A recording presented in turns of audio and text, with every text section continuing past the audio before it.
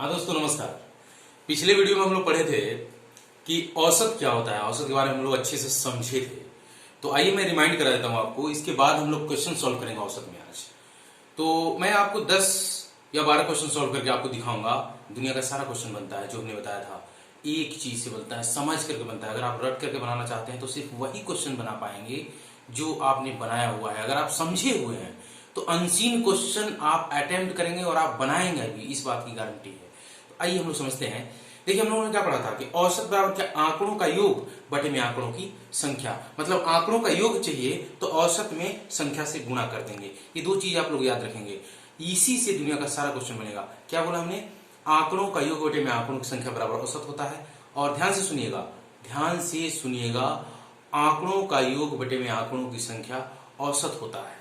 और आंकड़ों का योग अपने को निकालना है तो औसत में आंकड़ों की संख्या से गुणा कर देते हैं तो आंकड़ों का योग निकल जाता है। ध्यान से सुनिएगा। दूसरा हमने पढ़ा था चाल किसको कहते हैं और औसत चाल किसको कहते हैं। चाल बराबर दूरी बटे में समय, औसत चाल बराबर कुल दूरी बटे में कुल समय। ध्यान दीजिएगा, औसत चाल तब होगा जब चाल चेंज होगा। रिमाइंड हो गया होगा। अब हम लोग क्वेश्चन बनाते हैं दोस्तों। आइए, पहला क्वेश्चन हमने लिया हुआ है। देखिए ये क्वेश्चन है, यहाँ पे देखेंगे आप लोग कि ए बी सी का औसत m है। आप लोग लिख भी सकते हैं क्वेश्चन को, ए बी सी का औसत m हो और a b plus b c plus c बराबर 0 हो तो a square b square plus c square का औसत कितना होगा। हमारे पास एक ही टूल है दोस्तों, आंकड़ों का योग बटे में आंकड़ों की संख्या। इसके अलावा हमारे पास कुछ भी नहीं है, सिर्फ हमारे पास क्या है, आंकड़ों का योग बटे में आंकड़ों की संख्या। इसी से मैं क्वेश्चन बनाऊंगा। कहने का मतलब यह है कि आपको पूछा है कि इन तीनों का औसत बताइए, तो पहले ही दिमाग में आ गया है कि a square plus b square plus c square, इन तीनों का औसत अगर निकाले तो तीनों को जोड़ करके 3 से भाग, आंकड़ों का योग बटे में आंकड़ों की संख्या, यही हो जाएगा क्या हमारा औसत। अगर मैं इसका वैल्यू निकाल लूं, तो हमारा काम हो जाए। देखिए दिया हुआ क्या है, कह रहा है कि ए बी सी का औसत m है, ए बी सी का औसत m है। आंकड़ों का योग क्या होता है दोस्तों? आंकड़ों का जो योग होता है, जैसे a प्लस बी प्लस सी, ये आंकड़ों का योग हो गया। तो आंकड़ों का योग औसत में आंकड़ों की संख्या से गुणा कर दीजिए। कर दिया हमने, 3 है तो 3 से गुणा कर दिया, ये आंकड़ों का योग निकल गया दोस्तों। समझते हैं हम लोग। अब हमें चाहिए ये स्क्वायर चाहिए, तो इन दोनों को मैं स्क्वायर कर दूंगा। ध्यान देंगे दोस्तों, आप समझिएगा तभी क्वेश्चन आपसे बनेगा। दोनों तरफ स्क्वायर में कर दिया, ऐसा दोनों तरफ स्क्वायर कर दिया, ये ध्यान देंगे, दोनों तरफ स्क्वायर कर दिया। तो दोस्तों देखिए यहाँ पे a plus b plus c का होल स्क्वायर आपको पता होगा, a square plus b square plus c square plus 2ab plus 2bc plus 2ca बराबर 9m स्क्वायर। ध्यान देंगे दोस्तों। अब यहां से अपने को ये वाला वैल्यू चाहिए और यहां से देखिएगा a square plus b square plus c square plus, यहां 2 कॉमन ले लेता हूं मैं, 2 कॉमन ले लिया तो यहां पे आ जाएगा क्या, a b plus b c plus c a. देखिए आप लोग फटाफट कर सकते हैं, क्योंकि मैं समझा रहा हूं इसलिए बता रहा हूं आपको। बराबर क्या, 9m स्क्वायर। यहाँ पे इसका वैल्यू क्या है, 0 है। 0 में 2 से गुणा होगा 0, मतलब a square plus b square plus c square, और इसमें 0 जुड़ गया तो 0 इतना ही रहेगा। बराबर क्या, 9m स्क्वायर। ध्यान देंगे दोस्तों, इसका वैल्यू आपको क्या यहाँ मिल गया, यहाँ पुट कर दीजिए। इसका वैल्यू है 9m square by 3m square. Answer हो गया, ये आपका आंसर है। तो सिर्फ एक चीज अपने को याद रखना है, आंकड़ों का योग बटे में आंकड़ों की संख्या। आइए दूसरा क्वेश्चन देखते हैं लोग। हाँ दोस्तों देखिए दूसरा क्वेश्चन हम लोग देखते हैं। दूसरा क्वेश्चन ये कहता है हमें कि एक व्यक्ति ए से बी तक x किलोमीटर प्रति घंटा की रफ्तार से औसत चाल से जाता है तथा वापिस बी से ए तक y किलोमीटर प्रति घंटा की रफ्तार से औसत चाल से लौट आता है। पूरी यात्रा में उसकी औसत चाल कितनी है? पूरी यात्रा में, देखिए समझते हैं हम लोग, ये ए रहा और ये बी रहा। कह रहा है कि ए से बी x किलोमीटर प्रति घंटा की रफ्तार से गया और y किलोमीटर प्रति घंटा की रफ्तार से आया। तो पूरी यात्रा में औसत चाल, यात्रा कब होगा, जब यहां से आकर के यहां तक पहुंच जाएगा तो ये यात्रा हो जाएगा। तो क्या होगा, अब हमें कुछ नहीं करना है, औसत चाल अगर अपने को निकालना है तो औसत चाल बराबर क्या, कुल दूरी बटे में कुल समय। मतलब क्या, अब ये दूरी नहीं दिया हुआ है, हमने मान लिया कि d दूरी है, तो d जाने में और d आने में कुल दूरी कितना जाएगा दोस्तों, 2d। कितना जाएगा, d प्लस d, 2d। अब बटे में कुल समय। ध्यान दीजिएगा, जाते वक्त सिर्फ कांस्टेंट चाल से गया है, हमने आपको बताया हुआ है, तो ये सिर्फ चाल होगा। चाल बराबर क्या होता है, दूरी बटे समय। तो समय बराबर क्या होगा दोस्तों, चाल बटे में दूरी बटे में चाल। हमारा क्या हो जाएगा, समय बराबर क्या हो जाएगा, दूरी बटे में चाल, मतलब d बटे में x, d दूरी और चाल x प्लस, अब आने में क्या समय लगेगा, फिर दूरी बटे में चाल, तो दूरी d ही है लेकिन आते हुए चाल y है, y, ये देखिए d कॉमन होकर कैंसिल हो जाएगा, इसको हल करेंगे आप तो 2 बटे में क्या x प्लस y बटे में 2xy, सॉरी xy एलसीएम लिया हमने, ये ऊपर चला जाएगा, क्या हो जाएगा 2xy बटे में x प्लस y, ये हमारा क्या हो गया औसत चाल होगा। ये देखिए एक फॉर्मूला है, इसको हमने डिराइव भी किया हुआ था, इसको डिराइव किया हुआ था पिछले वीडियो में, ये एक क्वेश्चन भी है, तो हमें इस फॉर्मूले को रटना बिल्कुल नहीं है दोस्तों, रटना बिल्कुल नहीं है।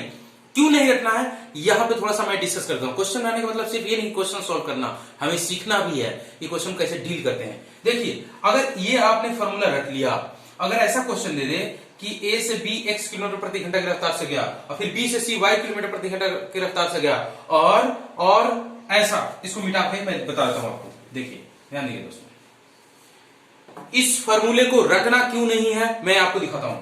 अगर कहते ऐसा क्वेश्चन कहते A से B x से गया, B से C y से गया, C से D z से गया, तो क्या करेंगे आप, तो क्या करेंगे आपको ये ऐसा लिखना 2xyz बटे में x plus Y plus Z, ये बिल्कुल गलत है, ये गलत है, ये गलत है, ऐसा नहीं बनेगा।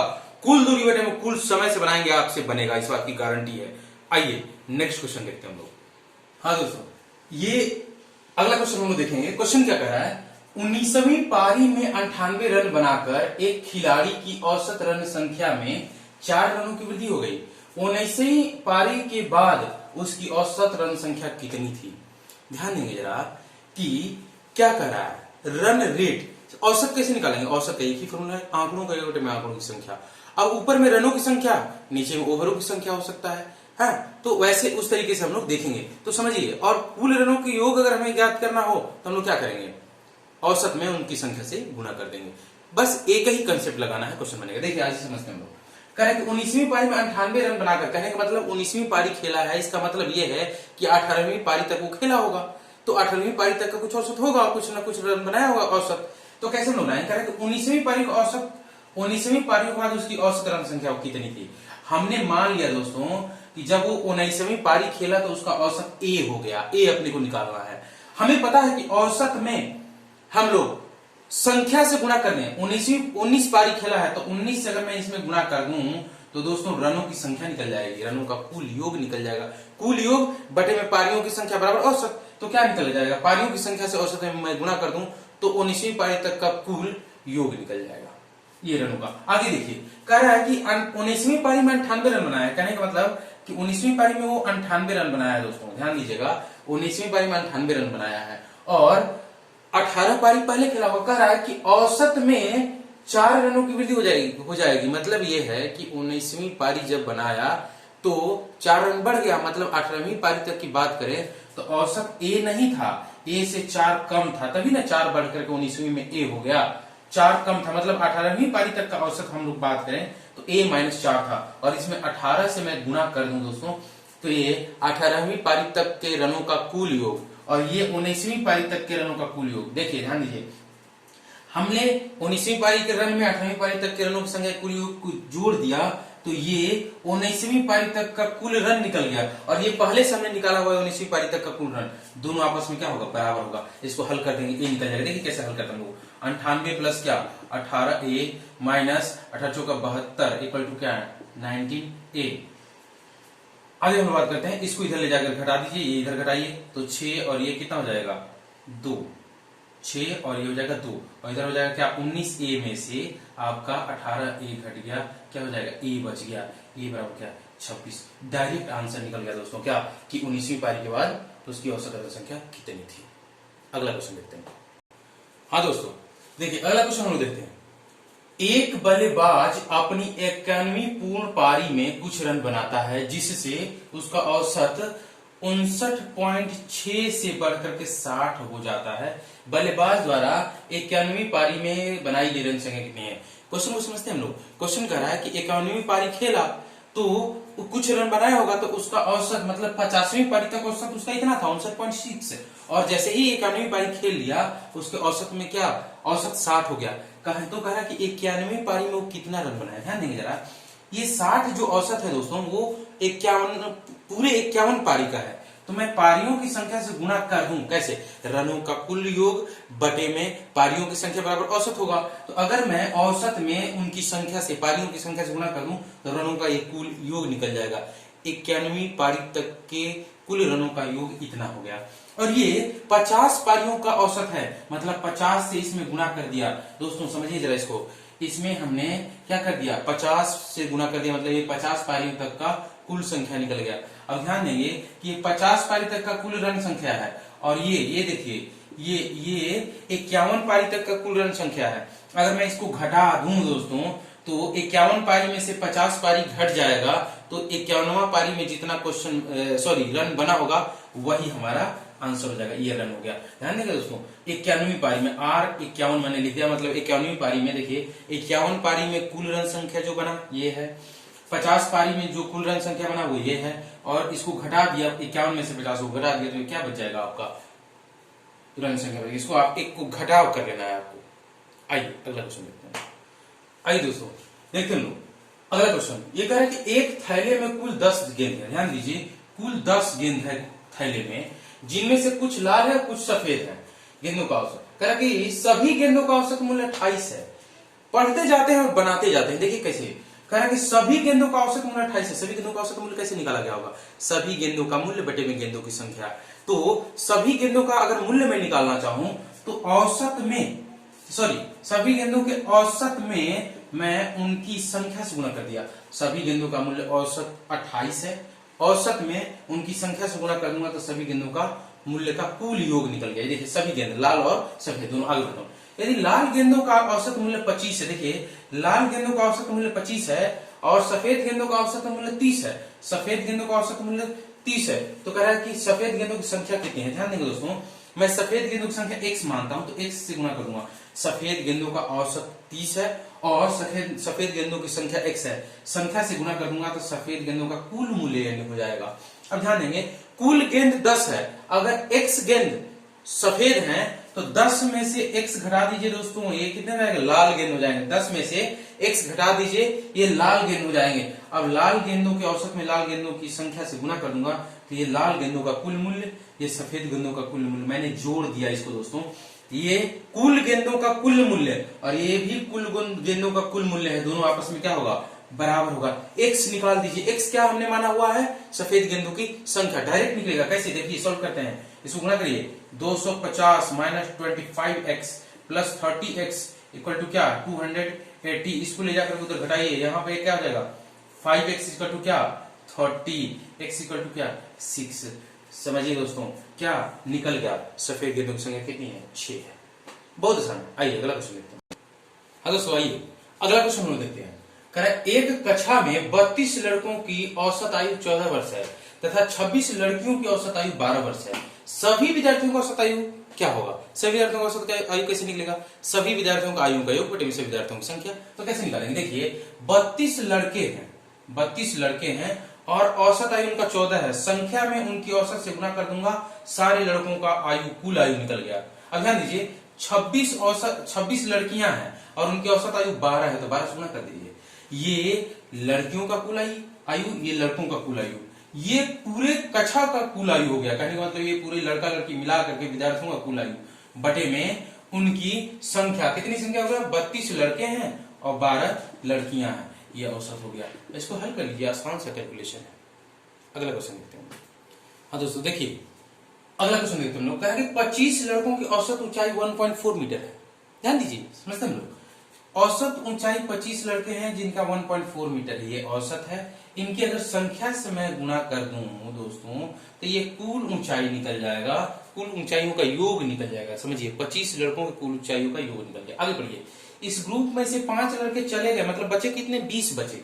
हाँ, छोड़ के जाने के बाद शेष लड़कों को औसत ऊंचाई में 0.15 मीटर की वृद्धि हो जाती है। कहने का मतलब ये है कि अब जो औसत है दोस्तों, ध्यान दीजिए कि औसत अब क्या 1.4 पहले से था, लेकिन जब लोग चल गए तो ये बढ़ गया। कितना बढ़ गया? 0.15 मीटर बढ़ गया। मतलब ये औसत अब हो गया कितने लड़कों का?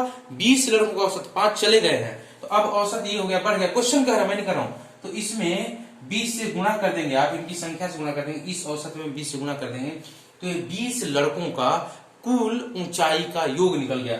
ये 25 लड़कों का कुल ऊंचाई का योग है और ये 20 लड़कों का, इसको घटा दीजिए। अगर 25 लड़कों के कुल ऊंचाइयों के योग में से 20 लड़कों के कुल ऊंचाइयों का योग घटाएंगे तो 5 लड़कों के ऊंचाइयों का योग बचेगा। कौन? जो छोड़ के चले गए थे। तो कह रहा है कि जो छोड़ के चले गए हैं उनका औसत कितनी है, औसत ऊंचाई कितनी है। तो 5 लड़कों का कुल ऊंचाइयों का योग ये हुआ और उनकी संख्या 5 से भाग दे दीजिए, ये हो गया हमारा औसत। इसको हल कर लीजिए, बहुत आसान है। अगला क्वेश्चन देखते हैं। हाँ दोस्तों आइए देखिए, हम लोग अगला क्वेश्चन देखते हैं। कह रहा है कि एक सप्ताह के प्रथम 4 दिनों का औसत तापमान 40.2 डिग्री सेल्सियस था तथा अंतिम 4 दिनों का तापमान 41.3 डिग्री सेल्सियस था। यदि पूरे सप्ताह का औसत तापमान 40.6 हो तो चौथे दिन का तापमान क्या होगा। ध्यान देंगे दोस्तों, सप्ताह में 7 दिन होते हैं, पूरे सप्ताह का औसत इतना है 40.6 औसत। इसमें पूरे सप्ताह का तापमानों का योग बटे में 7, यही औसत निकलता होगा। तो अगर मैं इसमें 7 से औसत में उनकी संख्या से गुणा कर दूं तो 7 दिन के तापमानों का योग निकल गया दोस्तों। ध्यान रखिएगा, आगे कह रहा है कि प्रथम 4 दिन मतलब 40.2, ध्यान देंगे जरा, 40.2 ये प्रथम 4 दिन का औसत तापमान है, मतलब मंडे, ट्यूसडे, वेडनेसडे, थर्सडे का। और 4 से इसमें मैं गुणा कर दूं तो इन चारों दिनों का तापमानों का कुल योग निकल गया। अब ध्यान दीजिए दोस्तों, अंतिम 4 दिन मंडे, ट्यूसडे, वेडनेसडे, थर्सडे।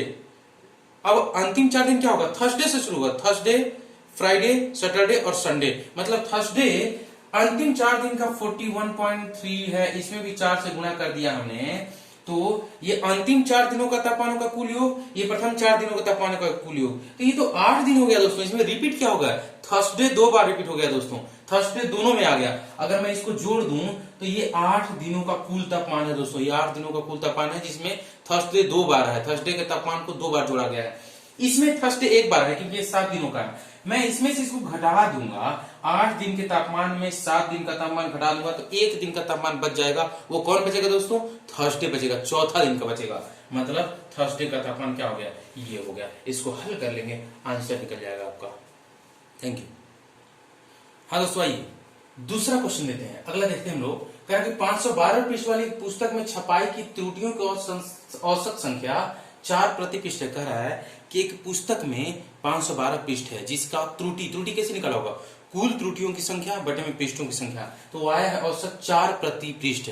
कहने का मतलब है कि 4 औसत है, ध्यान दीजिएगा दोस्तों, 4 औसत है और 512 पेज है, तो 512 से गुणा कर दिया, ये कुल त्रुटियों का योग निकल गया दोस्तों। 512 पेज के पुस्तक में कुल त्रुटियों का योग कितना होगा, 512, सॉरी इतना हो गया कुल त्रुटियों की संख्या। कहा कि यदि प्रथम 302 पेज में इन त्रुटियों की संख्या, डायरेक्ट त्रुटि दिया हुआ है 998 है, ध्यान दीजिएगा दोस्तों, ये कुल 512 पृष्ठों में त्रुटियों की संख्या में से 302 पृष्ठों में जो त्रुटि है 998 हमने इसमें से घटा दिया, तो क्या बच जाएगा दोस्तों, 512 पृष्ठ थे, 302 इसमें से घटाइए, क्या आ जाएगा 210।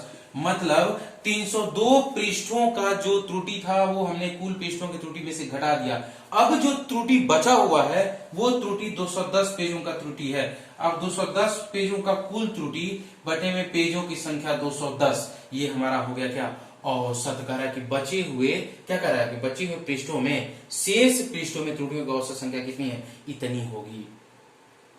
अगला क्वेश्चन देखते हैं। हाँ दोस्तों अगला क्वेश्चन देखते हैं हम लोग, कह रहा है कि एक कंपनी ने वर्ष के पहले 3 माह में 4000 वस्तुएं प्रति माह बनाई। 4000 वस्तु प्रति माह कह रहा है, इसका मतलब औसत बता रहा है। कहने का मतलब ये है कि ये 4000 वस्तुएं हैं औसत 3 माह का, तो 3 से मैं गुणा कर दूंगा, मतलब ये पूरा 3 माह में जितनी वस्तुओं का कुल योग निकल गया। अब ध्यान देंगे दोस्तों, कह रहा है कि पूरे वर्ष में 4375 वस्तुएं प्रति माह बनाई गई।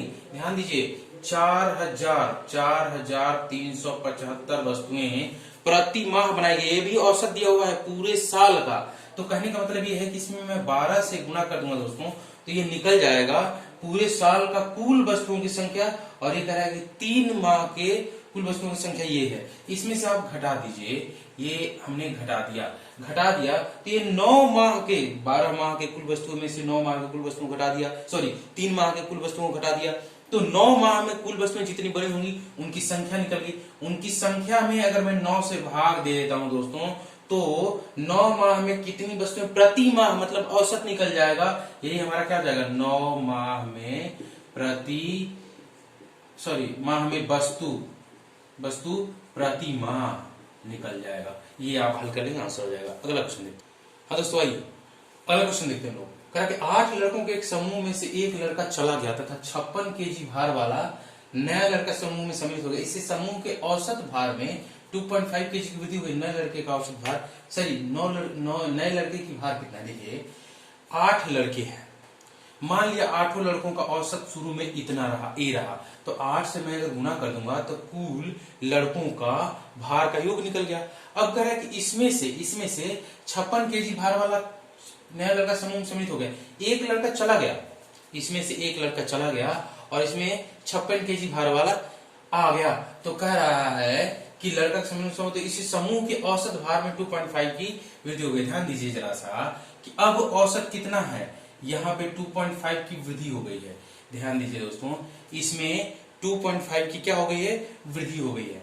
अब औसत कितना है? अब भी लड़के 8 ही हैं, अब भी लड़के 8 ही हैं। इसमें 8 से हमने क्या कर दिया? गुना कर दिया। मतलब ये तब कुल लड़कों का योगफल निकल गया जब नया लड़का आ चुका है। इसके अंदर में क्या है? नया लड़का है। ध्यान दीजिए, इसमें से मैंने 56 केजी वाले लड़के को घटा दिया। ये शुरू में 56 केजी वाला आ गया, तो कह रहा है कि जो चला गया वो बताइए। देखिए हमने कहा कि ये x केजी वाला चला गया, हमें ये निकालना है कि नए लड़के का भार कितना है। सॉरी दोस्तों, यहाँ पे जो क्वेश्चन है ये वो होना चाहिए कि जो लड़का नए लड़के का भार कितना है, ये नहीं होना चाहिए। यहाँ पे ये होना चाहिए 2.5 की वृद्धि हो गई तो जाने वाले लड़के का भार बताएं, का भार बताएं। ये होना चाहिए क्वेश्चन, ये गलती से रिटर्न है। यहाँ पे जाने वाले लड़के का भार बताएं। तो हमने कहा कि x केजी वाला लड़का चला गया और इसमें 56 केजी वाला क्या आ गया। अब ये हमारा कंप्लीट भार हो गया और ये हमारा कंप्लीट भार हो गया, दोनों आपस में क्या है? बराबर है। अपने को क्या x निकाल लेना है सॉल्व करके यहाँ से। Thank you.